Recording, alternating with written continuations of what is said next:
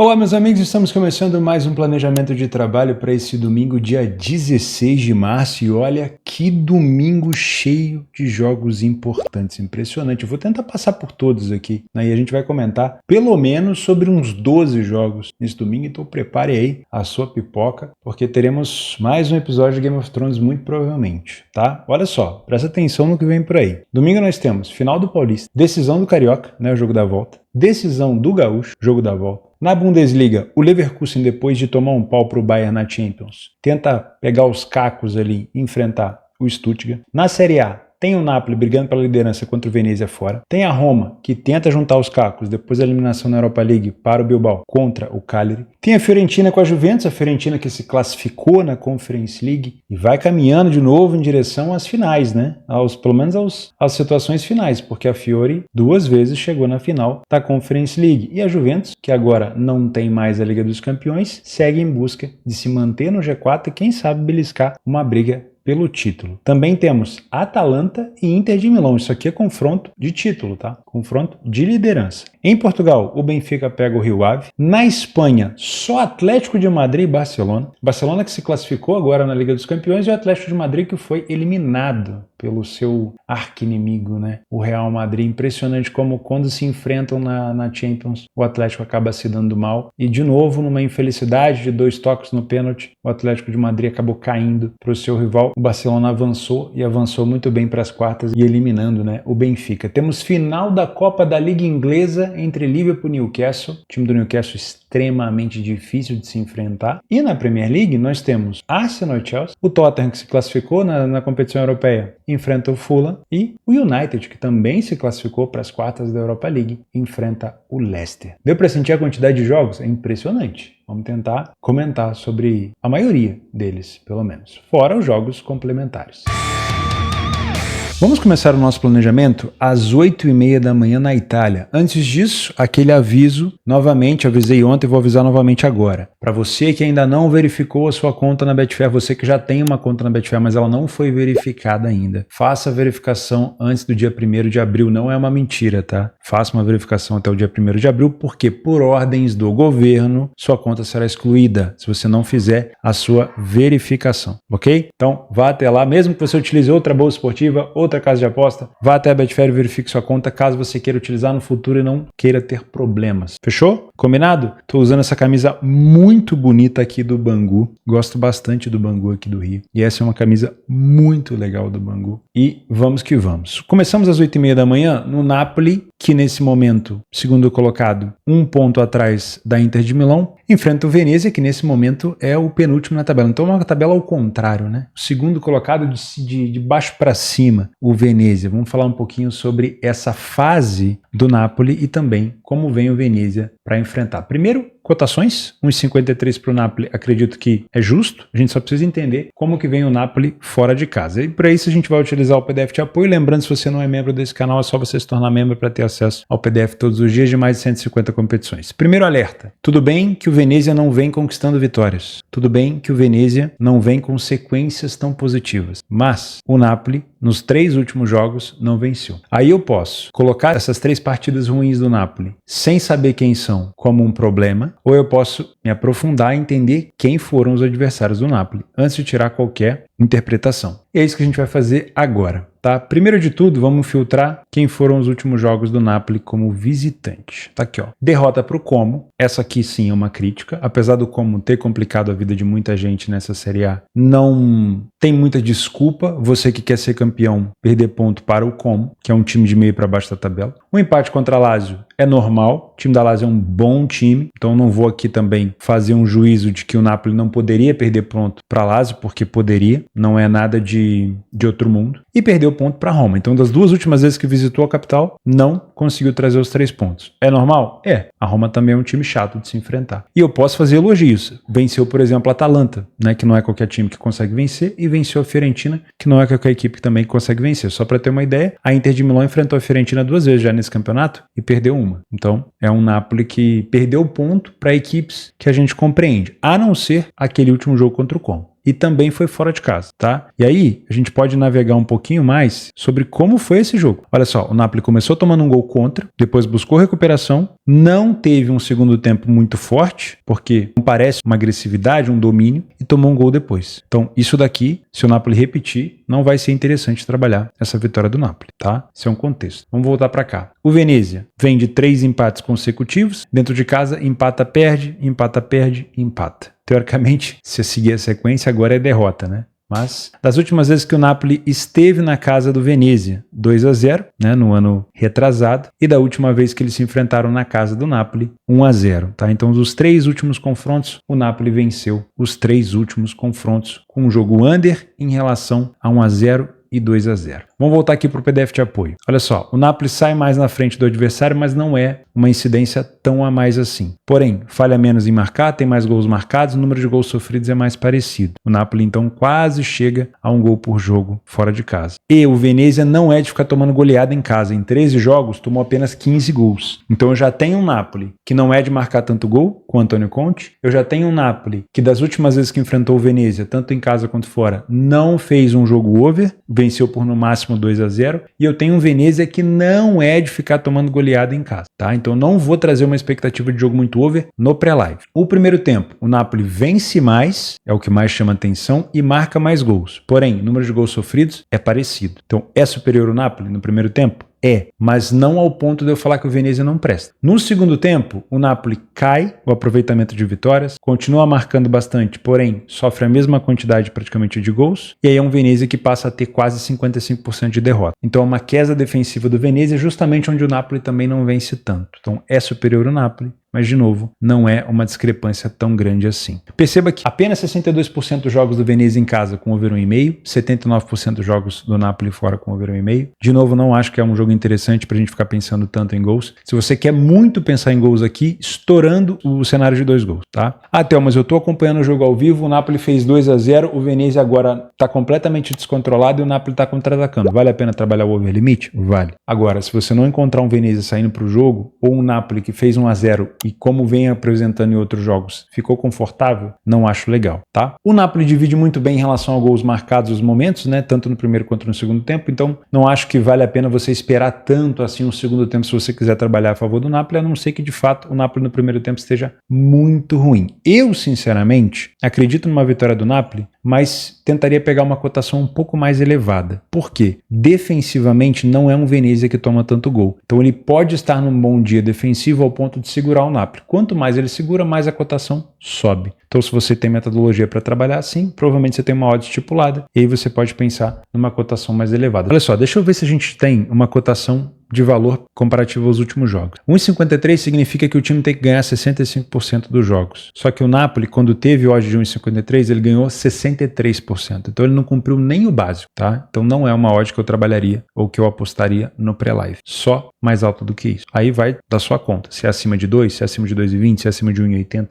aí é por sua conta, tá? O Venezia não perde a 3 jogos, mas não vence a 11. E o Napoli sofreu gol nos últimos 8 jogos consecutivos. Só que, de novo, não é um Venezia que costuma fazer jogo over. O under 2,5 aconteceu nos últimos 5 jogos do Venezia. Então, eu não venho com expectativa de trabalhar gols. Se você quiser trabalhar o over 1,5 por sua conta e risco, para mim é um jogo para se trabalhar a favor do Napoli com uma cotação mais elevada, talvez aquela vitória apertada. E se for para o Napoli golear esse jogo, só valeria a pena trabalhar gols se você encontrar o Napoli vencendo por 2-0. Para mim, então, é um jogo para correção de preço, para esperar essa odd do Napoli subir, para tentar buscar uma odd mais elevada. Opções de jogadores para a gente ficar de olho por aqui, tá? Do lado do Venezia, que muito provavelmente será a equipe com menos posse de bola e que provavelmente também teremos um goleiro mais, como é que eu vou dizer, mais acionado, vale a pena ficar de olho em pelo menos 2 defesas do goleiro do Venezia. Nesse caso, nós temos um problema de goleiro titular, tá? Os 2 últimos jogos, deixa eu colocar aqui, ó, foram disputados, os 2 não, pelo menos dentro de casa foram os últimos 2, mas no geral, os 5 últimos jogos foram disputados pelo Radu, que é esse goleiro aqui, ó, o Ionut Radu. Então, vale ficar de olho em pelo menos 2 defesas do Radu. Contra a Lazio, ele teve 3, contra a Roma teve 3, contra a Atalanta teve 4 e agora contra o Como teve 6. Então já está com uma média de 3,8. Se você quiser puxar a corda para 3 defesas, não acho uma puxada de corda tão ruim, tá? Pode ser sim um cenário interessante, tá? O outro goleiro, substituto, tinha pego também uma média de 2. Eu acredito que pelo menos 3. Do lado do Napoli, eu olharia para roubo de bola. E aí, eu olharia com carinho para Di Lorenzo, tá bom? Possibilidade aqui, Di Lorenzo tem uma média de 1,77 roubo de bola, pelo menos uma roubada de bola pode ser interessante, ok? Ficaria de olho nisso. No último jogo, a gente teve finalização do Lukaku, mas não é um jogador que finaliza tanto no alvo, mas é batedor de pênalti, né? Então dá para ficar de olho nisso. O McTominay finaliza mais no alvo do que ele, não sei se vai estar disponível, tá aqui, ó. E tem o Lukaku. No último jogo ele finalizou, mas o McTominay, por exemplo, finalizou contra a Fiore, contra a Inter e contra o Como. E o Raspadori finalizou contra a Fiorentina 4 vezes. Só que a média maior aqui é do McTominay, tá? Então, eu não olharia tanto, tá? Mas se você quer finalizações, pense em finalizações que não seja no alvo, mas finalizações no geral. Aí o Lukaku pode ser interessante, talvez mais de 2 finalizações ou mais de uma finalização no geral. Agora, se você quer muito trabalhar com finalização no alvo, talvez pelo fato de bater pênalti, o Lukaku pode ser interessante, tá? Mas o McTominay finaliza mais de fora da área contra uma defesa fechada do Venezia, pode ser interessante. Eu olharia mais para o desarme do Di Lorenzo e para mais do que 2 defesas, ou pelo menos 2 defesas do Radu, o Ionut Radu. 10h30 da manhã, clássico Arsenal e Chelsea, cotação do Arsenal mais baixa, obviamente, uma equipe que ainda briga pelo título? Acho que não, né? Acho que não. Agora a briga do Arsenal é pela vaga na Champions, mas aí quem ameaça o Arsenal talvez seja Aston Villa, Brighton e Newcastle. São equipes que têm até 10 pontos abaixo do Arsenal. Não sei, eu acho que o Arsenal está bem garantido. Agora, brigar pelo título, esquece, né? O Liverpool já passou de passagem, né? Como dizem por lá, o navio já saiu do cais, já foi embora. Então, sinceramente, acredito que o Arsenal... Não sei qual é a briga do Arsenal, mas o confronto direto com o Chelsea ajuda em relação a se manter para a próxima Liga dos Campeões, enquanto ele tenta avançar nessa daqui. O problema é que o próximo adversário é o Real Madrid, né? E aí é o seguinte, ou você tenta eliminar o maior campeão da competição e se torna um dos favoritos, por que não? Porque eliminando o Real Madrid você passa a ser um dos favoritos, ou você cai para o maior campeão dessa competição. E tem muita gente dizendo que o confronto do Real Madrid com o Arsenal é protocolar. Eu acho que não, hein? Enfim, mas é muito mais pro Real, talvez 70-30, talvez 60-40, talvez até mais do que isso, né? O Arsenal ainda tá um pouco baleado com as lesões, principalmente na parte ofensiva. E se você não marcar gol contra o Real Madrid, dificilmente você vai passar sem sofrer, né? Então vamos lá. O Chelsea vem de uma classificação também, mas aí na Conference League, né, a terceira divisão da UEFA, contra o Copenhague. Venceu 2-1 lá e 1-0 na Inglaterra. Vamos falar um pouquinho sobre como chegam as duas equipes? Olha só, o Arsenal vem de empate contra o PSV dentro de casa, já tinha socado um cacete no PSV lá na Holanda, empatou com o United no Old Trafford por 1-1, e aí praticamente já deu adeus ao título, né? Quando a gente filtra dentro de casa nesse torneio, derrota para o West Ham, última vez então que teve no Emirates, perdeu, e uma goleada para cima do City. Foi todo faceiro enfrentar o West Ham depois de ter goleado o City, perdeu.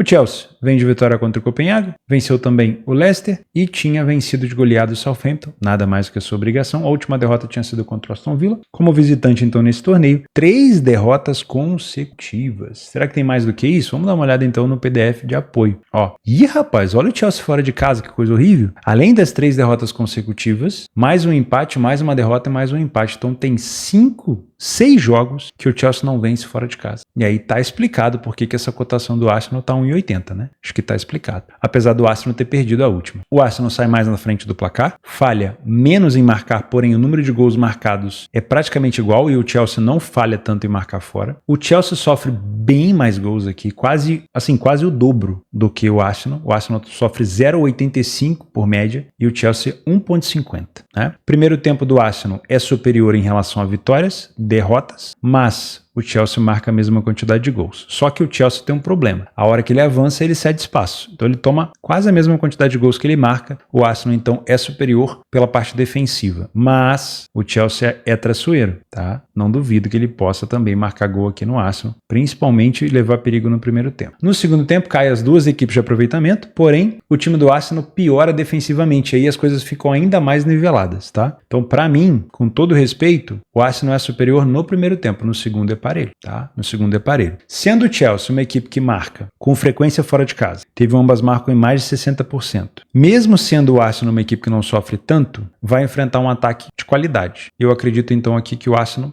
pode se complicar. O que é uma complicação? Vou citar 3 exemplos bobos aqui. Demorar a marcar gol, tem que marcar no segundo tempo, essa cotação vai subir. Sair atrás do placar, tem que virar o jogo. Ou sair na frente e tomar um empate. Tem potencial, tá? Para isso daí. Então, se você tem um cenário onde a cotação do Arsenal pode estar mais alta do que 1,80, talvez tentar buscar uma odd mais elevada seja mais vantagem, tá? E aí, temos também a possibilidade do ambas marcam, eu não duvido, tá? Eu não duvido. Das últimas vezes que eles se enfrentaram, 1-1 na casa do Chelsea. O Chelsea tomou um cacete lá 5-0, depois 2-2, 3-1 e mais 1-0. Então, não é para pegar qualquer odd, mas se for com uma odd elevada, vale o risco. Porque se a gente pegar nos últimos 10, por exemplo, aconteceu, 1, 2, 3, 4, 5 vezes. Você não pode pegar então uma odd de 2, porque você vai ficar no 0-0, mas se você consegue pegar uma odd mais elevada do que 2 no ambas marcam, você começa a ter um valor, pelo menos mensurando aqui os últimos 10 confrontos, tá? Quando você estica mais isso, pode ser que você tenha números melhores. Em relação a gols de cabeça e de fora da área, são equipes que marcam nesse fundamento, principalmente a gente sabe o Arsenal, né? Depois que eu comecei a elogiar o Arsenal aqui, ele parou de marcar um pouco de cabeça. Mas o time do Chelsea sofre um pouco de fora da área, tá? Então o Arsenal pode tentar explorar esse fundamento. 77% dos jogos do Arsenal em casa e 86% dos jogos do Chelsea fora com over 1,5. Eu vou primeiro nesse contexto, tá? Porque como se trata aqui, principalmente para o Chelsea, de um jogo de 6 pontos, o Chelsea não vence há 6 jogos. Então, meus amigos, qualquer oportunidade de somar 3 pontos aqui e conquistar uma vitória seria excelente. Então, como é um jogo, entre aspas, de 6 pontos, eu não vou com muita sede ao pote no cenário de 2,5. Primeiro, um cenário para 2 gols. Até eu encontrei uma das equipes vencendo por 2 gols de vantagem, aí o negócio ficou louco. Aquela questão de linha tênue entre o desespero e a organização tática foi ultrapassada, o time que está perdendo está desesperado. Opa, aí você tem uma oportunidade ao vivo de buscar mais 1 ou 2 gols. Agora, o time que está na frente, vencendo por 1-0, está se protegendo muito mais do que contra-atacando, aí esquece pensar no mercado de gols. A maioria dos gols marcados pelo Chelsea, olha lá, no comecinho do jogo e depois no final, tá? Então muito cuidado para você que vai trabalhar a favor do favorito. O Chelsea pode surpreender. O Arsenal sofre com muita frequência no meio dos tempos e principalmente no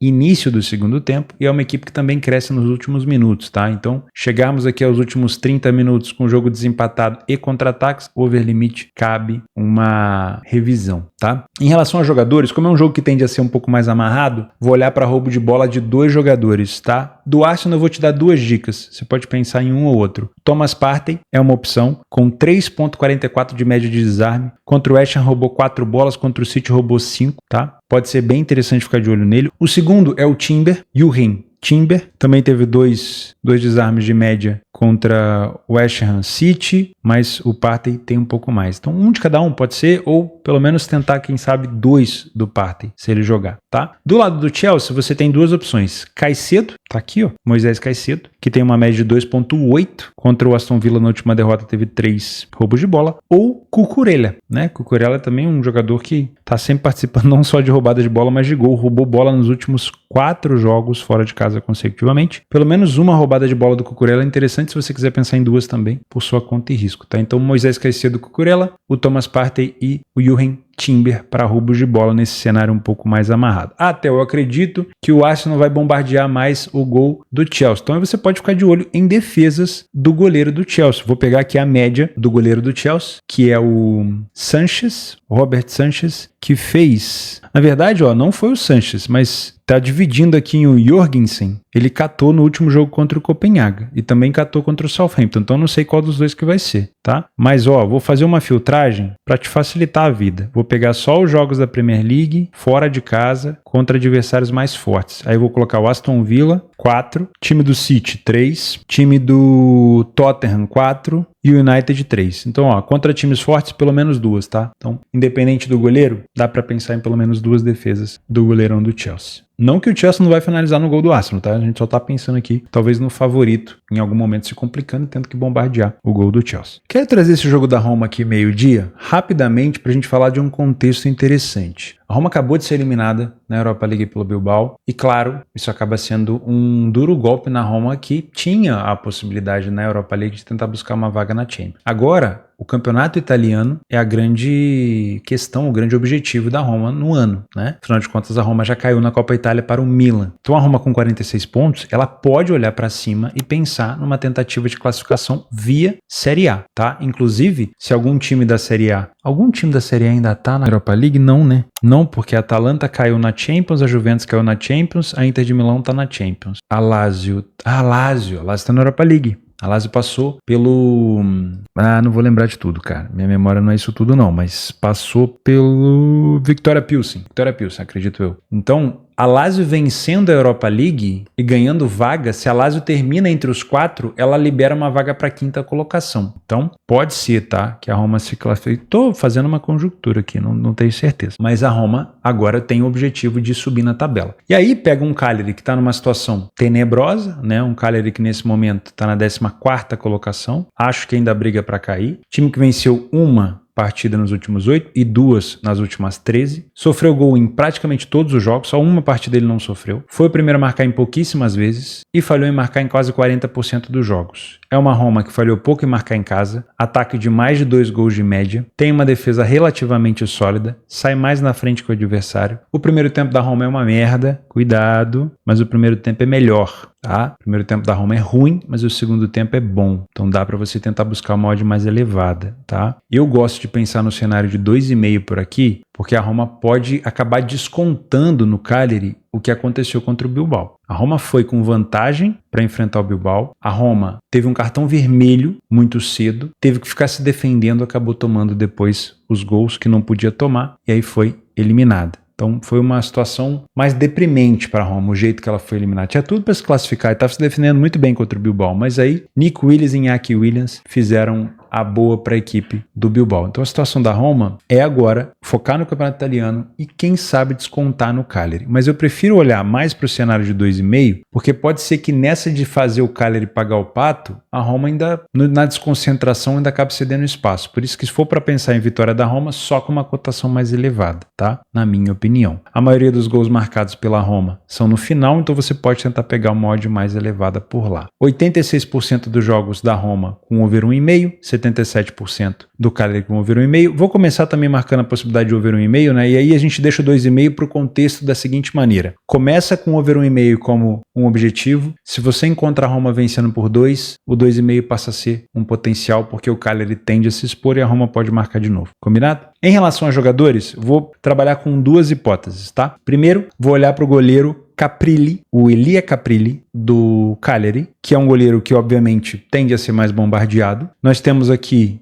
no histórico, no jogo contra o Milan, onde o Cagliari segurou 1-1, o Caprilli teve que fazer 11 defesas. Contra o Torino, onde ele perdeu por 2-0, fez 4. Contra a Atalanta, no 0-0, foi 2 defesas. E na derrota agora para o Bolonha foi 4. Então, pelo menos 3 defesas do Elia Caprilli, acho que valem. O over 2,5 de defesas dele pode valer a pena. Em relação a Roma, vou olhar para finalizações. Aí, fica de olho se vai jogar o Shomurodov ou se vai jogar o Dojbik. O Shomurodov, quando tem oportunidade de jogar, ele finaliza, é um bom jogador até de cabeça. Agora, se você quer um jogador que às vezes não é tão centrado, talvez tenha uma cotação mais elevada que pode finalizar e que tem finalizado nos últimos 3 jogos, é o Alexis Saelemaekers, tá? Pode ser interessante, uma finalização no alvo do Saelemaekers. Ele marcou contra o Como e contra o Monza nesses últimos 3 jogos que a Roma fez dentro de casa, só contra o Bilbao que ele não marcou, mas ele também finalizou no alvo. O batedor de bola parada da equipe é o Pellegrini, né? Mas o Pellegrini não tem uma média de finalização no alto tão elevada. Eu ainda acho que Shomurodov, o Dojbik, ou, se for um jogador fora do eixo ali dos atacantes, o Saelemaekers, tá? Vou ficar de olho nessa vitória da Roma, de preferência pegar com uma odd mais elevada, e não duvido de um jogo para 2 ou 3 gols. Chegamos à primeira final do dia, 1h30 da tarde, na Copa da Liga Inglesa, talvez a terceira competição de maior importância na Inglaterra. O Liverpool enfrenta o Newcastle com uma cotação de 1,65. Esse é um jogo que, se não me falha a memória, é disputado em Wembley, não é isso? Exatamente, em Wembley. E na última final da Copa da Liga Inglesa, veja bem, Liverpool e Chelsea, tô tentando encontrar uma tela que aqui, ó. Liverpool e Chelsea, após a prorrogação, Virgil van Dijk marcou aos 118 minutos e acabou dando esse título aqui para o Liverpool. Então, é um Liverpool protegendo o título, tentando mais um campeonato contra o Newcastle. Vamos ser sinceros, tem jogado muita bola. esse ano, né? Vamos falar um pouquinho sobre como chegam essas duas equipes. A gente pode utilizar o PDF de apoio com dados da Premier League, porque são equipes que têm o mesmo enfrentamento, mas primeiro vamos falar um pouquinho sobre como chegam essas duas equipes. O time do Newcastle na Premier League está na 6ª colocação, né? Abri um jogo aleatório só para ver a classificação dele. Ele ainda tem briga na Champions, né? Então é um time, sim, que tem jogado muito bem, está colado ali no City, no Chelsea, na frente do Brighton, então é um time forte. Venceu o West Ham fora de casa, só para ter ideia, o West Ham acabou de vencer o Arsenal, né? Mas foi eliminado da FA Cup pelo Brighton. Antes disso, tinha perdido para o próprio Liverpool do Arne Slot lá em Enfield. Então a gente vai filtrar aqui como visitante. Na verdade, é estranho, né? Porque você pode filtrar visitante dos dois lados ou mandante dos dois lados. É melhor nem fazer isso. Melhor pegar os últimos jogos mesmo. E a gente tenta tirar algum resultado que possa impactar de alguma maneira, né? Vamos pegar os times grandes que o Newcastle enfrentou. Ele venceu e eliminou o Arsenal na semifinal. Se não me falha a memória, nos 2 jogos. Venceu lá no Emirates e venceu em casa. Aí depois tomou um cacete pro City, segundo time forte, venceu o Forest, hoje dá para considerar o Forest um time forte, e perdeu para o Liverpool. Então vai variando, né? Ganhou de 2 fortes, perdeu de 2 fortes. O time do Liverpool, a última derrota foi na Champions agora, para o PSG, derrota sentida, né? O Liverpool pagou o pato de ter jogado mal no primeiro jogo e ter vencido, né? Porque no segundo jogo ele jogou bem e aconteceu a mesma coisa, ele perdeu. Então foi inversamente proporcional e aí acabou que o Liverpool não fez no tempo normal, nos penais Donnarumma foi mais feliz e o futebol tem dessas coisas, né? O Alisson fez a melhor partida da vida dele no jogo de ida, o Donnarumma resolve no jogo da volta. Antes disso, o Liverpool tinha sido eliminado na FA Cup pelo Plymouth, então é uma equipe que vem numa fase muito, muito boa. Só que aquele jogo de ida contra o PSG escancarou, assim, é aquele tipo de situação, se você levar aquele jogo em consideração, você nunca mais confia no Liverpool, né? O Liverpool é muito bom time, mas aquele jogo ninguém jogou absolutamente nada, somente o Alisson salvou a equipe. Porém, vamos dar uma olhada nas últimas vezes que eles se enfrentaram? E aí vale a pena, né? Olha só, na casa do Liverpool, o Liverpool venceu por 2-0.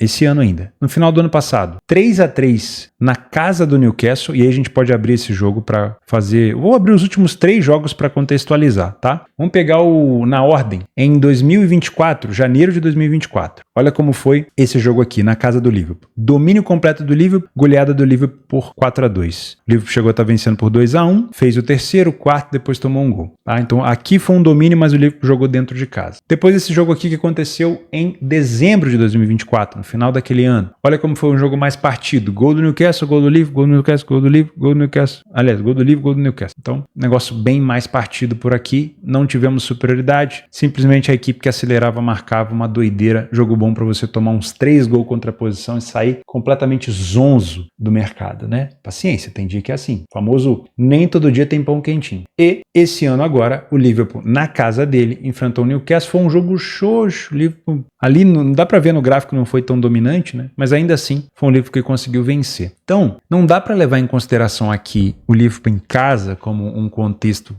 geral, porque o Liverpool joga no estádio neutro. Vai ter a mesma quantidade de torcida de um lado e do outro, provavelmente, e não é o Newcastle, na minha opinião, que tem de só se defender. Só que existem 2 questões aqui. O Newcastle hoje, ele é um time muito mais perigoso na velocidade com o Isaac, se tiver disponível para jogar, do que propriamente um time para proposição de jogo. É um time que morde muito bem, tem uma excelente bola aérea e tem um excelente contra-ataque. O Liverpool, ele tem um excelente jogo propositivo. Ele sabe jogar no contra-ataque, ele já goleou equipes fortes no contra-ataque, já marcou gol no contra-ataque contra o PSG, marcou também de contra-ataque na goleada na semifinal contra o Tottenham da Copa da Liga Inglesa, mas é um time que com o Arne Slot passou a jogar muito mais ainda com a bola do que o Klopp jogava. Então, o time do Newcastle chamando o Liverpool para cima para poder contra-atacar é um risco. Ele vai sim poder utilizar a linha alta do Liverpool, mas ele vai oferecer para o Liverpool, porque o Liverpool tem hoje mais ou menos de melhor, que é finalização com o Szoboszlai, com o próprio Salah. Então, é mais complexo, né? É como se fosse o veneno e o antídoto. Eu chamo para cima para contra-atacar, mas esses caras em cima de mim também, na maioria das vezes, vão acabar finalizando de fora da área, vão acabar encontrando uma boa bola para finalizar. Então, é complexo, tá? Nesse contexto, se for num contexto do Newcastle correndo o risco de ficar muito recuado, eu acredito que o Liverpool tende a levar esse título. Agora, se o Newcastle Newcastle conseguir fazer uma boa marcação-pressão para roubar a bola um pouco mais à frente, para puxar o contra-ataque, não deixando o Liverpool ficar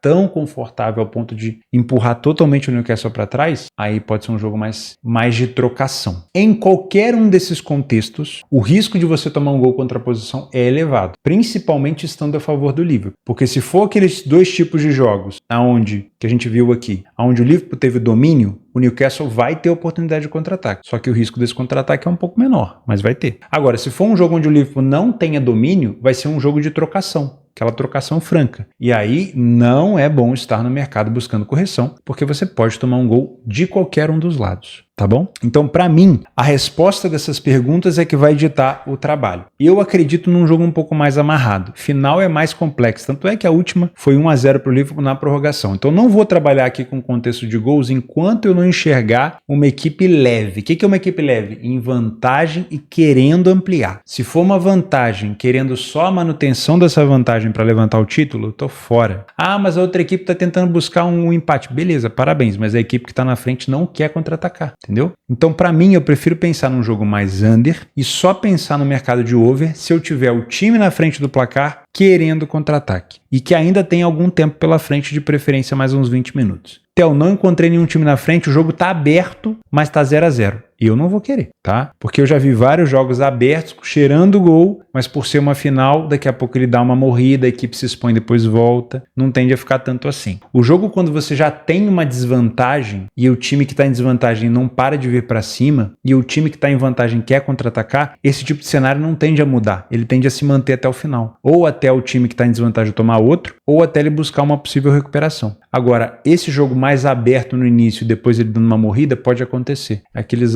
famosos altos e baixos, né? Então, eu prefiro pensar em gol somente num jogo desempatado com o time na frente querendo buscar o contra-ataque. Ok? Aí tanto com 1-0 no placar quanto com 2-0, 2 gols de vantagem. Em relação à odd do Liverpool, apesar de achar justa, porque nos dois cenários, tanto o Newcastle jogando numa trocação franca, quanto chamando o Liverpool para cima, acredito que o Liverpool é mais time para poder ganhar nesses dois contextos. Mas eu não olharia para essa cotação especificamente de 1,65. Eu acredito que tem cotações melhores, tá? Por quê? Porque pode ser que no início seja um jogo mais estudado, o Newcastle tenha uma eficiência maior na defesa, fazendo a cotação do Liverpool subir. Então, se der para você pegar essa odd mais elevada, seria interessante, tá? O Liverpool marca a maioria dos seus gols de maneira bem distribuída, só que o Liverpool costuma sofrer no início, pelo menos quando joga como mandante, tá? E o Newcastle costuma abrir o placar também nos primeiros minutos e também sofrer nos primeiros minutos. Então, para não correr o risco, eu prefiro não pegar essa odd do Liverpool em 65. Prefiro esperar o jogo começar primeiro, entender se é um massacre do Liverpool ou não. Se for um massacre, me posicionar no mercado ao vivo. Ah, Theo, pode ser que eu perca o gol do Liverpool que vai sair com 2 minutos de jogo. Beleza, paciência, tem mais 200 jogos no domingo. Não é porque eu não peguei esse gol do Liverpool que eu vou despirocar. Agora, eu prefiro ter uma certeza maior de superioridade do que entrar com uma cotação de 1,65 sabendo que o Newcastle é um time traiçoeiro, tá? E não duvido, nesse jogo especificamente, apesar de ter um contexto de under, a gente ter um gol cedo. Porque ó, o Liverpool sofre cedo e o Newcastle até os 30 minutos sofreu na somatória aqui quase 60% dos seus gols. Mas isso é em Premier League, né? Só que é o mesmo tipo de adversário. E aí você pode ficar de olho. Eu só trabalharia o over de novo num contexto de jogo desempatado. Só comentei agora do over HT por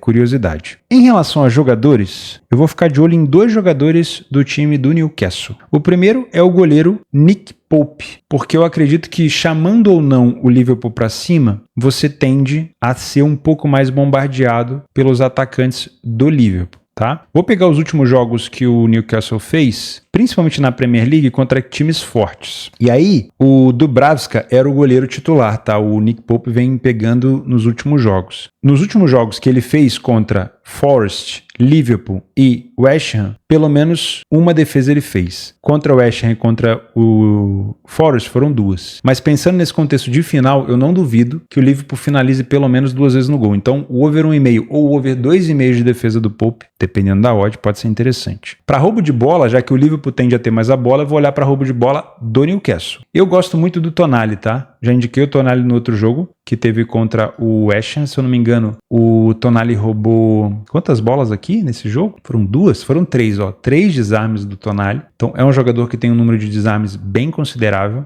tá? Pelo menos 2 pode ser interessante. Num jogo contra o Liverpool, que tem de ter mais a bola, é legal. Pro lado do Liverpool, eu acho que a gente pode ficar de olho em finalização no alvo, né? E a gente tem muitas finais sendo decididas por pênalti. Eu não duvido que a gente possa ter aqui uma finalização no alvo do batedor oficial, que é o Salah. Não estou dizendo que o Liverpool vai ter um penal, mas é muito possível, muito cabível, né? O Salah só não finalizou no gol nesse péssimo jogo que fez contra o PSG no jogo de ida. Na volta finalizou. E vem finalizando com frequência média de 1,69. Uma finalização no alvo do Salah, se tiver com uma cotação boa, pode ser interessante, tá? Se o Diogo Jota for de fato o 9, se ele entrar no lugar do Darwin Núñez aqui, que não vem jogando bem e que teve o pênalti perdido, né, contra o PSG, eu não duvido que o Diogo Jota possa entrar com uma fome de tentar finalizar também, tá? Então, se for um extra aqui, o Diogo Jota. Que é um outro extra que pode estar com uma odd ainda mais alta, o Szoboszlai, que é um jogador para finalizar de fora da área. E esse aqui gosta de finalizar de fora da área, encontrando o Newcastle recuado, pode ser uma opção, tá? Então, eu começaria no ranking: Salah, Jota, Szoboszlai. Do lado do Newcastle, roubo de bola do Tonali. Se você quer uma finalização no alvo do lado do Newcastle, o Isaac é um jogador importante, principalmente se for um jogo de contra-ataque do Newcastle. E o Nick Pope para pegar pelo menos 2 bolas, pode ser bom. 3h30 da tarde, fora de casa, o vice-líder Leverkusen enfrenta o Stuttgart, tentando ainda uma esperança de manter viva essa chance de bicampeonato, mas tá complexo, né? Disputar com esse Bayern do Company não tá fácil. O Leverkusen não consegue vencer o Bayern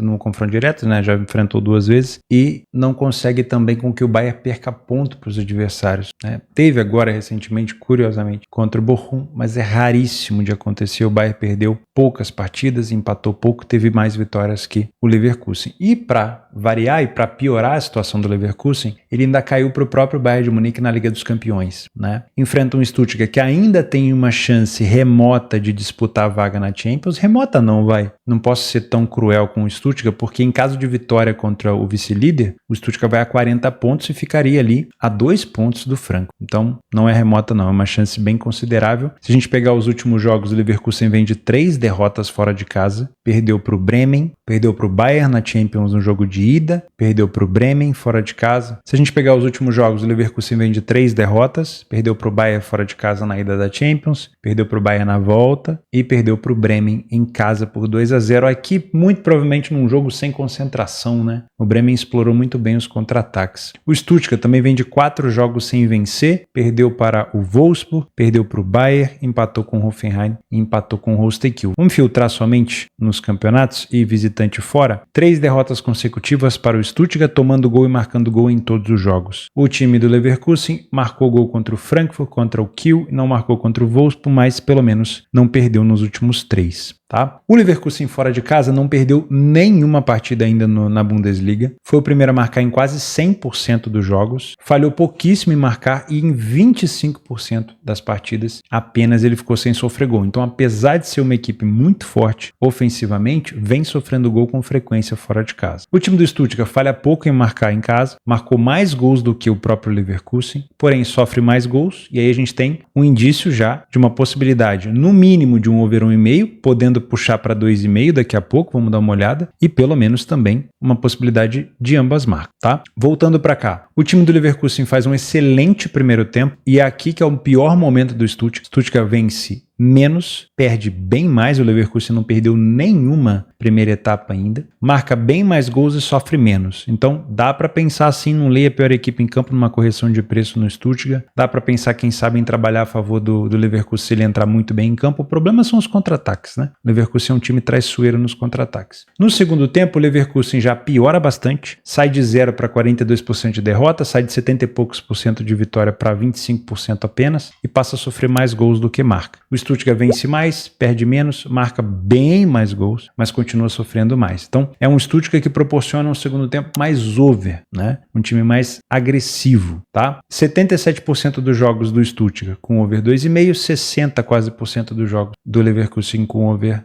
2,5. 1,5, então a gente começa bem e quem sabe num cenário de desvantagem de jogo aberto, pensar no 2,5 ou até mais. Leverkusen marca a maioria dos seus gols no começo do jogo, então tende a ser um jogo mais agressivo do time do Xabi Alonso, mas é uma equipe que sofre nos finais, tá? O time do Stuttgart marca com mais frequência nos últimos minutos e sofre também nos finais. Então podemos ter momentos de over no início do jogo por conta do Leverkusen e no final do jogo por conta do Stuttgart. E as duas equipes sofrem com mais frequência nos finais, tanto final do primeiro tempo quanto final do segundo. Para opções de jogadores, como a gente tende a ter um jogo aberto, um jogo de trocação, dá para ficar de olho aqui nos dois goleiros, tá? Pelo menos duas defesas do goleiro do Leverkusen, o Lukas Hradek, deve ser assim que se fala, e duas defesas do goleiro Alexander Nubel, do Stuttgart, tá? A média do Nubel é 2,18, a média do Hradek é 3,67. Então, talvez, para não esticar muito o over 1,5 do Nubel, o over 2,5 do Hradek, mas será que não é a equipe do Leverkusen que tende a finalizar mais no gol? Sim, mas qual que é o problema? O Stuttgart joga muito bem no contra-ataque. E caso o Leverkusen saia na frente, já que ele costuma abrir o placar cedo, ele pode chamar o Stuttgart para cima. E aí a gente pode ter finalizações de fora da área do Stuttgart, cabeçadas do Stuttgart. Por isso que eu penso talvez no goleiro do Leverkusen fazendo uma defesa a mais, né? Pensar num cenário de 2-3 para um e 1-2 para outro. Como também o Leverkusen precisa fazer alguém pagar o pato por essa eliminação na Champions, se for titular o Patrick Schick, porque às vezes é ele, às vezes é o Boniface, finalização no alvo do Patrick Schick pode ser interessante, tá? Outro jogador que finaliza muito no alvo, e aí dá para pensar em uma vez pelo menos, é o Frimpong. Se você quiser pensar em roubadas de bola, eu gosto bastante do Granit Xhaka, tá?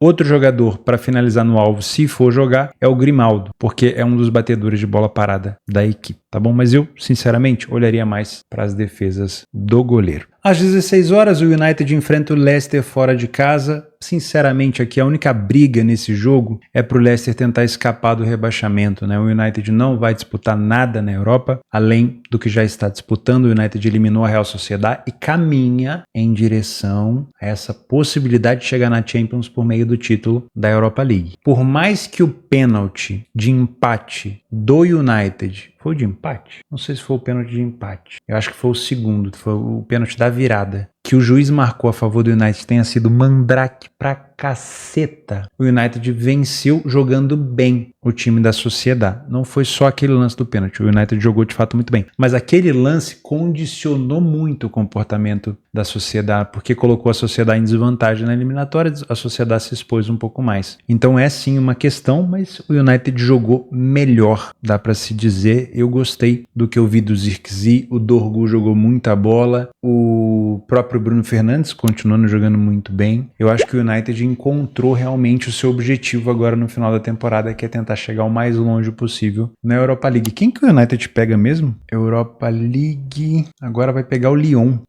O United é favorito contra o Lyon, não é não?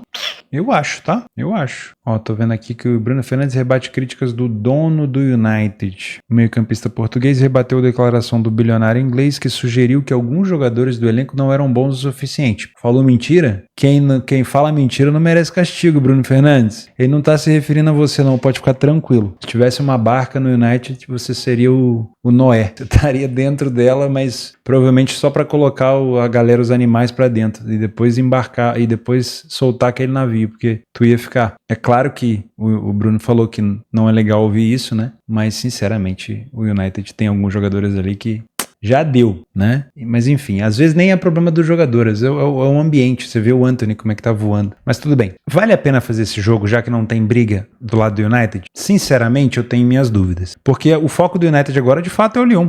Eu não tô vendo aqui o United buscar alguma coisa na Premier League. Mas claro, tem a questão de classificação, você ficar um pouco mais alto, você recebe um pouco mais, enfim... Não vai abandonar também, né? É uma possibilidade de você manter um bom fim de temporada, mantendo a equipe jogando bem para treinar para enfrentar o Lyon, né? Então, vale a pena. O problema é, às 16 horas, a maioria dos jogos importantes do Brasil, né? Pelo menos 2 dos grandes clássicos aqui do Brasil, o Grenal e o Fla-Flu, são às 16, fora os outros. Então, cuidado para não dividir a sua atenção, tá? Olha só o PDF de apoio. Olha como o Leicester vem numa draga do cacete. 6 derrotas consecutivas. Nossa, não tem nem onde piorar mais a situação do Leicester, né? Sofre gol em quase todo o jogo, falha bastante em marcar. Tem mais gols, bem mais gols, dobro de gols, mais que o dobro, desculpa. de gols sofridos que marcados. Mas pega um United também que fora de casa não encanta ninguém. Então eu olho para essa cotação de 1,83 do United, eu não colocaria meu dinheiro, com todo respeito, tá? Não colocaria. Primeiro tempo, não tem superioridade, tem a inferioridade do Leicester.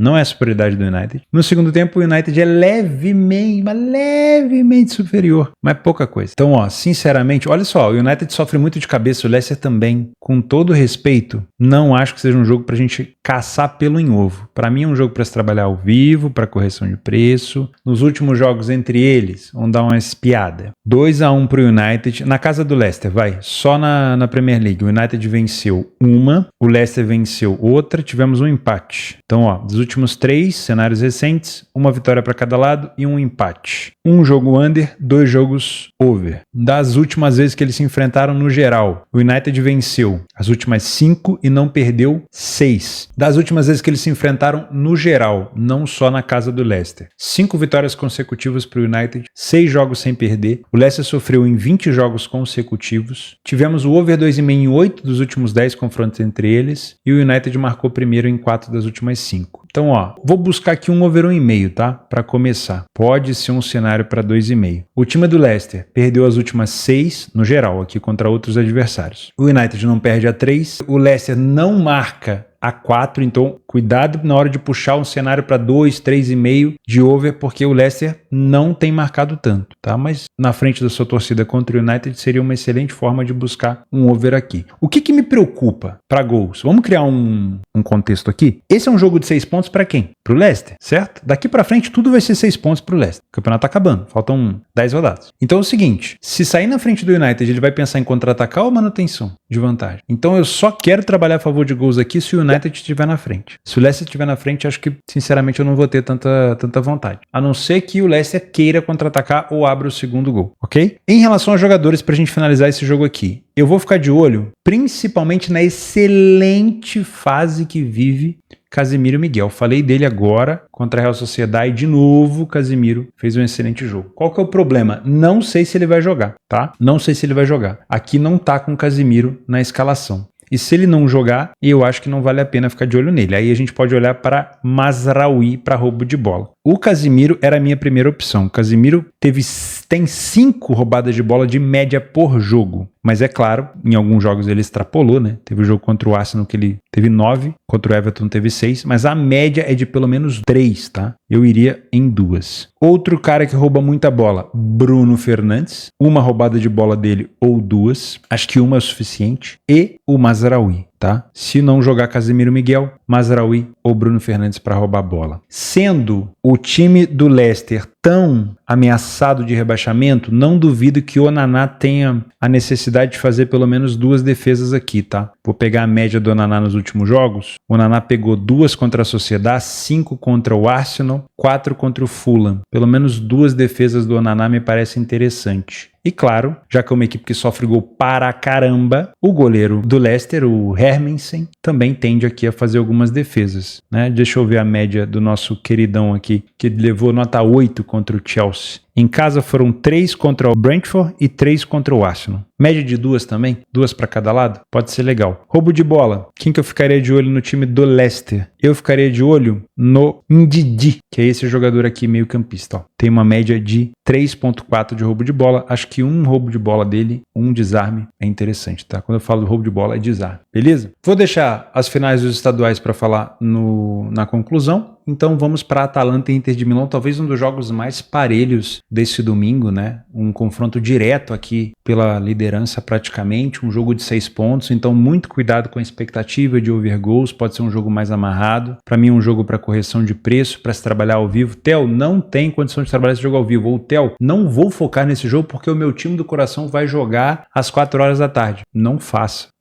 porque eu acho que é um jogo para tomada de decisão ao vivo, tá? Nos últimos jogos, a Inter de Milão vem de classificação e vitória para cima do Feyenoord, venceu os 2 jogos, e na Série A venceu o Monza, mas passou um aperto, rapaz, tomou 2-0, teve que virar, foi ruim.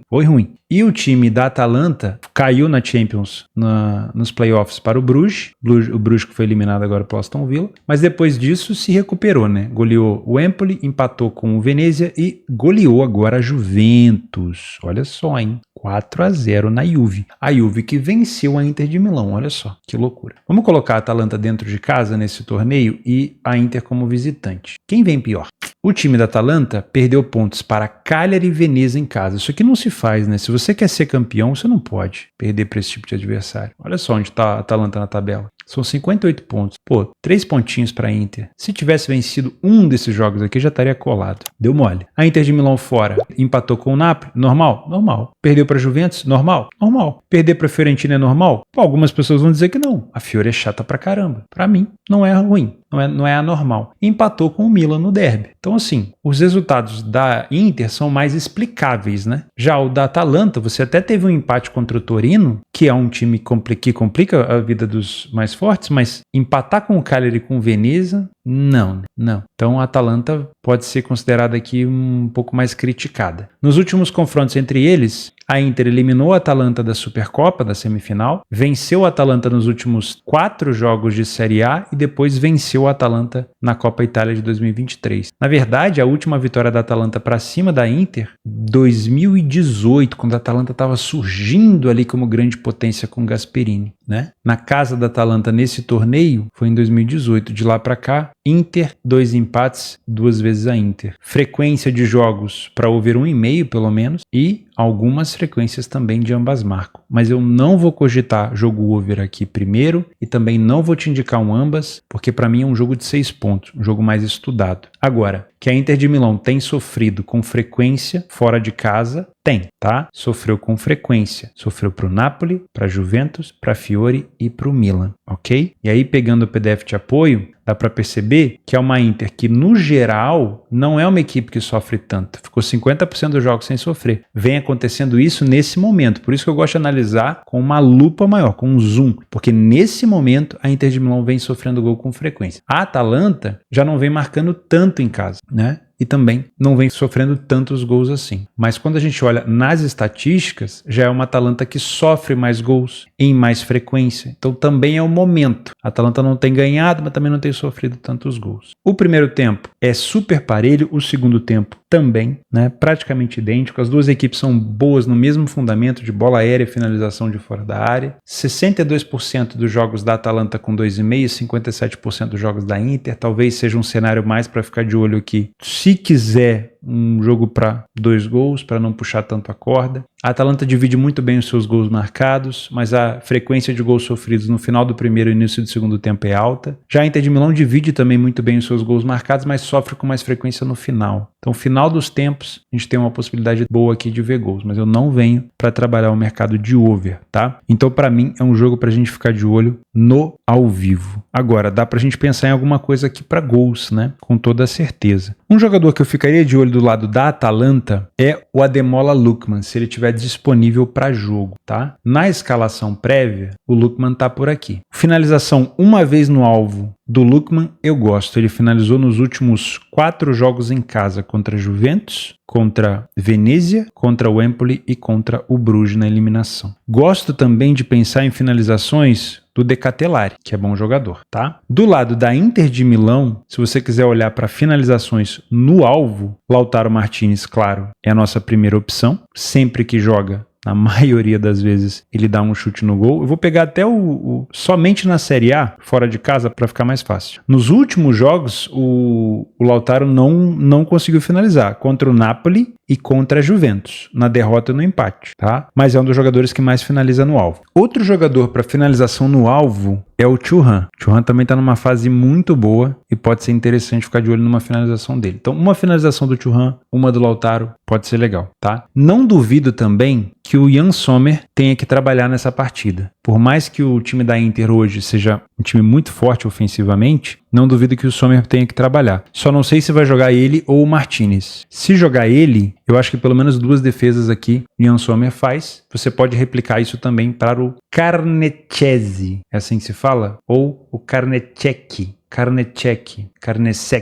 deve ser Carnesec, Mauro Carnesec, que também tem uma média de defesas alta, tá? Acima de 2 defesas por jogo. Se a gente pegar os últimos jogos da Atalanta, 2 contra a Juventus, 2 contra o Venezia. Dá para pensar aqui em pelo menos 2, tá? Eu não gosto de trabalhar tanto com roubo de bola do lado da Inter, porque o Acerbi, por exemplo, não cumpriu no último jogo que ele fez contra o Feyenoord. Então, eu prefiro olhar para os 2 goleiros, já que é um jogo de 6 pontos, e para finalizadores. Do lado da Atalanta, eu gosto de pensar num jogador para roubar a bola, que é o Ederson. O brasileiro Ederson é um jogador que costuma entregar esse tipo de dado, tá? Então, pelo menos de 1 a 2 desarmes do Ederson é uma situação interessante. 5 horas da tarde, grande clássico espanhol entre Atlético de Madrid e Barcelona, valendo a liderança da La Liga, né? O Atlético pode assumir a liderança em caso de vitória contra o Barcelona. Lembrando que o Real Madrid joga no sábado contra o Villarreal, que é um jogo também muito complexo, né? Então, mas é claro que o Real Madrid tem a obrigação de vencer, porque se houver um empate aqui entre os dois, o Real Madrid ainda belisca a liderança e ainda soma uns pontos na frente, né? Mas o Atlético de Madrid vem aos cacos depois da eliminação para o seu arquival Real Madrid, e o Barcelona classificou muito bem contra o Benfica e segue com um jogo a menos, podendo ampliar a sua liderança contra o Atlético. Vencer o Atlético lá não é fácil. Quem conseguiu fazer isso até agora foi ninguém, né? Nenhuma derrota do Atlético dentro de casa. E o Barcelona fora só perdeu 2 partidas. Um time do Barcelona que marcou 71 gols na temporada enfrenta um Atlético que tomou 18 apenas. Então, um excelente ataque contra uma excelente defesa. Mas o ataque do Atlético também é muito bom, tá? E aí vai de encontro com uma defesa do Barça que costuma ceder espaço. Por si só, já me vem à cabeça uma possibilidade de um jogo para ambas marcas, tá? De preferência com uma cotação mais elevada, porque pode ser mais arriscado, mas não duvido. Quanto é que tá a odd? 1,50 é baixo, não gosto. Aí depende da taxa certa, né? Não existe a odd baixa ou alta, existe taxa de acerto que não se encaixa a odd, né? Geralmente evitar odds baixas, muito baixas, é melhor. Olha só, são equipes que falham um pouco em marcar dentro e fora de casa, o Barcelona sai mais na frente e defensivamente é um time do Barça que sofre mais. Primeiros tempos, o Atlético de Madrid a gente está cansado de falar que é ruim, a gente já sabe, o Barcelona não segue muito diferente disso, também é um primeiro tempo fraco, por mais que tenha mais gols marcados e mais vitórias. No segundo tempo, crescimento das duas equipes. Então, Theo, quero trabalhar gols. Quando é que você me aconselha? Me parece que o segundo tempo tende a ser mais aberto, tá? Então, olhar para o segundo tempo com mais carinho, aonde o Atlético cresce, aonde o Barcelona cresce também. São equipes que marcam bastante de fora da área, mesma característica dos dois. O Atlético já tem mais jogos under em casa do que o Barcelona fora, porque geralmente o Atlético faz o que tem que fazer e segura. Então, ou ele tá empatando 0-0 e faz seu gol e já era, ou ele tá perdendo e vira o jogo e já era. Então, não é um time que costuma buscar muito. Por isso, eu não olharia para um cenário aqui de 2,5 no pré. Agora, o que me agrada para trabalhar gols aqui? Vamos pensar num cenário um pouco mais cruel? Afinal de contas, a gente tem que trabalhar com um cenário favorável. Qual que seria o cenário cruel aqui? Sabendo que o Atlético de Madrid encara esse jogo como um jogo de 6 pontos, estando na frente do Barcelona, muito provavelmente ele vai querer se segurar, porque ele vem de uma eliminação. Se a gente coloca o Barcelona do Hans Flick na frente, vai ser um Atlético de Madrid vendo o Barcelona abrir 4 pontos de vantagem, vai ser um Atlético de Madrid vendo o Barcelona vencê-lo, ou pelo menos abrindo vantagem em sua casa depois de uma eliminação para o Real, e vai ser um Atlético de Madrid provavelmente já vindo mais desmotivado ainda para disputar o jogo da volta da semifinal contra o Barça. Então esse é um contexto que faria o Atlético vir para cima do Barça. Então para mim é um Barcelona que saindo na frente potencializa esse jogo para gols. Então o Barcelona na frente eu gosto do 2,5. O Atlético de Madrid na frente não gosto, tá? E se o jogo terminar 0-0 no primeiro tempo e o Barcelona sair na frente no segundo, lá por volta dos 60, eu não olharia para o 2,5, eu olharia para o over 1,5, tá? A chance do Barcelona matar esse jogo no contra é alta, beleza? A maioria dos gols marcados pelo Barça, início do segundo tempo, final de jogo, e a maioria dos gols marcados pelo Atlético, final da partida. Por isso que pensar num cenário de over limite lá no final pode ser muito bom, tá? Nos últimos jogos do Atlético de Madrid em casa, nesta competição, o Atlético venceu o Bilbao, time forte, empatou com o Celta, mas aí teve um cartão vermelho logo nos primeiros minutos, o Sorloth empatou no fim, e o Atlético Madrid venceu o Mallorca por 2-0. O Barcelona, como visitante, venceu o Sevilha e venceu o Las Palmas. É um time realmente com um ataque muito poderoso. Das últimas vezes que o Barcelona esteve na casa do Atlético de Madrid, o Barcelona venceu 1, 2, perdeu 1,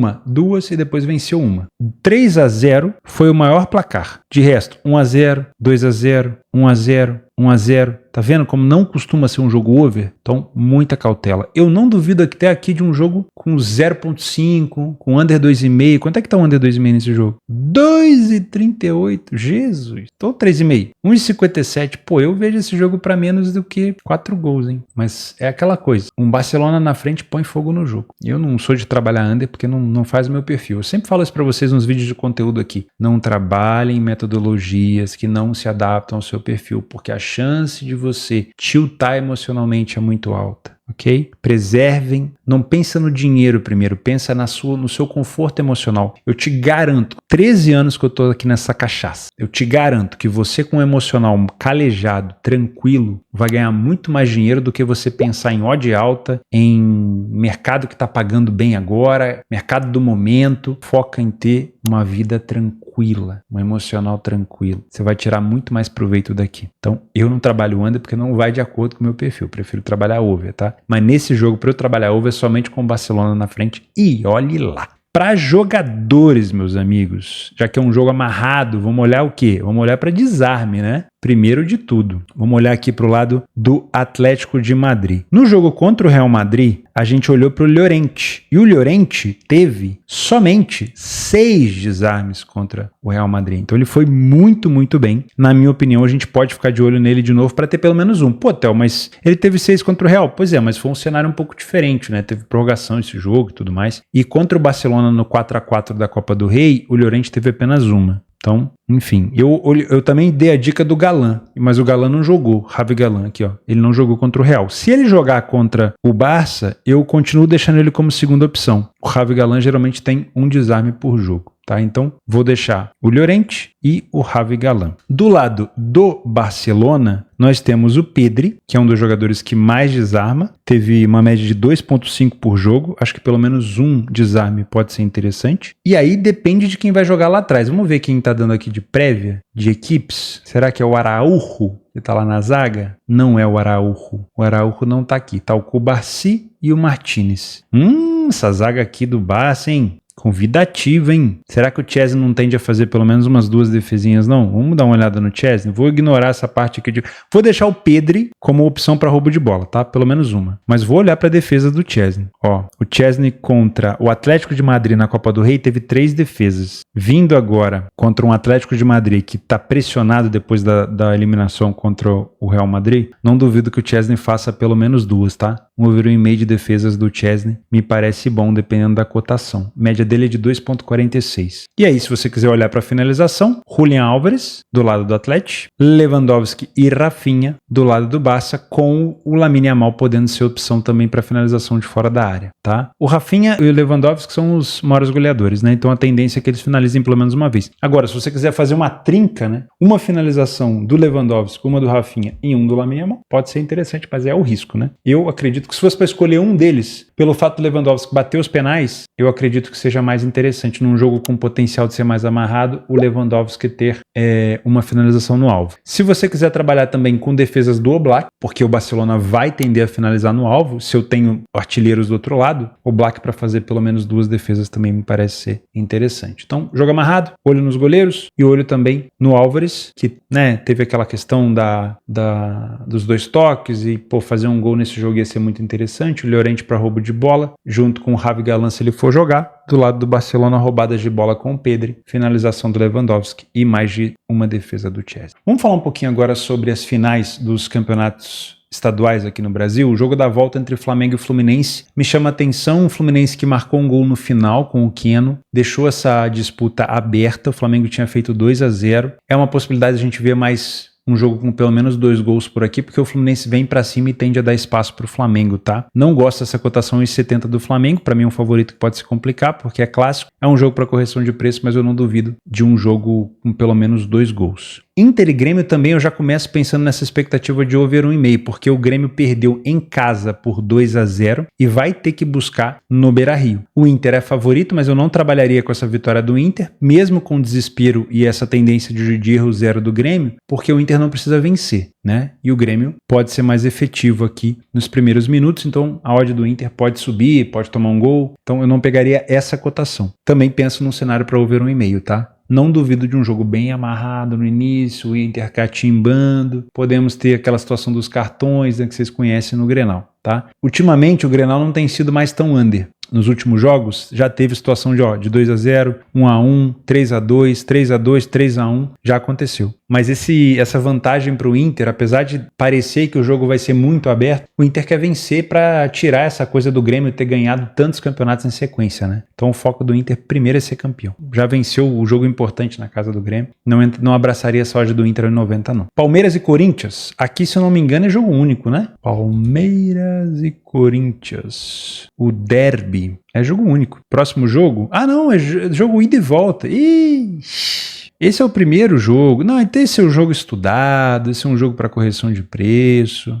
Achei que era um jogo ida e volta, achei que era um jogo de mata-mata só. Ela é só o mata, né? Tem jogo no dia 27, o jogo da volta, e tem ainda no dia 12 no Campeonato Brasileiro, 12 de abril. Então esse é um jogo para você não trazer tanto viés. O Corinthians acabou de ser eliminado da Libertadores de maneira precoce. O foco do Corinthians esse ano agora vai ser o Campeonato Brasileiro. Tem que melhorar bastante o Corinthians em alguns fundamentos. Para a competição de mata-mata, eu gosto do elenco do Corinthians, mas para um campeonato tão longo como o Brasileirão, vai ter que se reforçar, na minha opinião. O Palmeiras, em casa, é favorito, mas sendo um clássico, para mim, é um favorito que pode se complicar. Das últimas vezes que eles se enfrentaram, o Corinthians venceu o Palmeiras na casa dele, na casa do Corinthians, e empatou com o Palmeiras no Allianz Parque por 1-1. Então eu não pego essa cotação do Palmeiras, não pegaria essa cotação 1,70. O Corinthians muito provavelmente vem para levar vantagem para a Arena Corinthians, né, tentando buscar um empate, se for para perder aqui, que seja de um gol de diferença. Eu não estou vendo esse jogo abrir num contexto de um tento de vantagem para o Palmeiras, tá? 1-0 para o Corinthians faz esse jogo continuar amarrado, 1-0 para o Palmeiras não libera esse jogo para potencial de gols. O 2-0 do Palmeiras, sim. Então eu não duvido de um under 2,5 aqui, tá? Não duvido mesmo. Mas eu não trabalho under, de novo, não vai com o meu perfil. Outros campeonatos aqui no Brasil que a gente tem,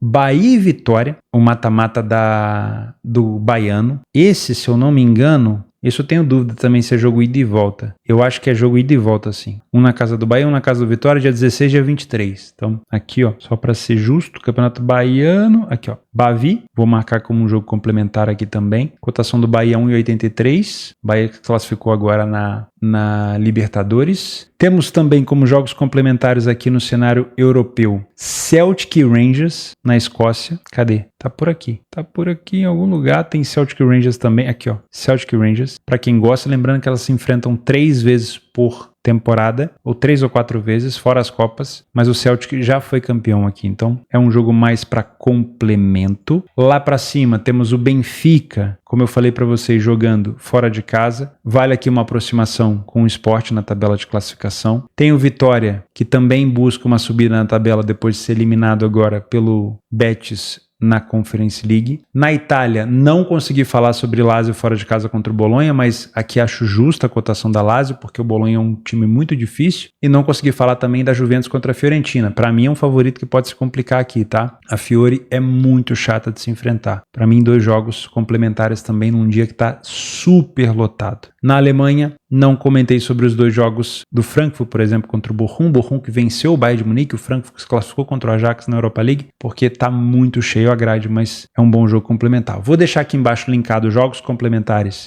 desse domingo e deixar também aquelas listas que a gente fez ontem no radar, para quem não se lembra, para quem não viu, clica do lado esquerdo do radar em listas, aqui a gente consegue achar, por exemplo, os favoritos do dia, favoritos dentro de casa com cotações abaixo de 1,40, e 1,30 para baixo. E fora de casa, tem como? Tem como. Favorito fora com cotações também abaixo de 1,30. Abaixo de 1,30 não tem ninguém, mas a 1,60 tem o Napoli, tem os Zalgiris, o Benfica e o Nacional. Isso aqui é uma mão na roda danada. Isso aqui é uma funcionalidade antiga do radar. Não sei como vocês não usavam isso aqui, cara. Agora, uma coisa legal. Vamos ver a possibilidade de ambas. Ambas sim.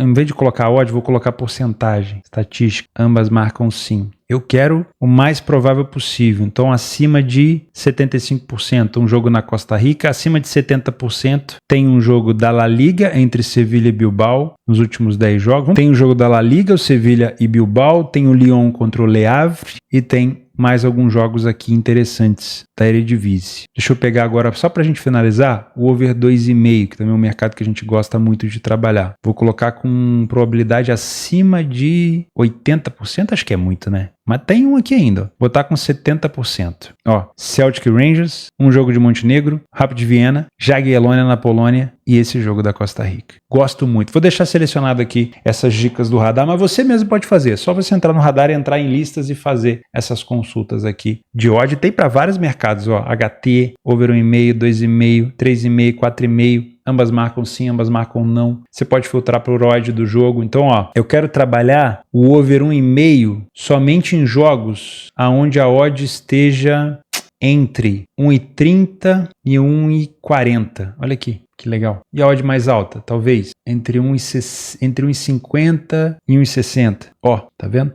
É bem legal. Vou deixar aqui embaixo o link do Radar Esportivo, link da minha parceira Betfair, o link também dos meus cursos gratuitos aí embaixo, claro. Link do blog que está sempre atualizado, tem bastante artigo ali para você tirar suas dúvidas. Não deixa de fazer os cursos, estou sempre desenvolvendo coisa nova para vocês. Segunda-feira que vem, não nessa, tem mais conteúdo e ao longo desse ano a gente vai produzindo mais coisas, se Deus quiser, tá bom? Não esquece também de se tornar membro do canal para ajudar nessa produção de conteúdo todo. Grande abraço, se gostou do conteúdo não esquece de se inscrever e até a próxima.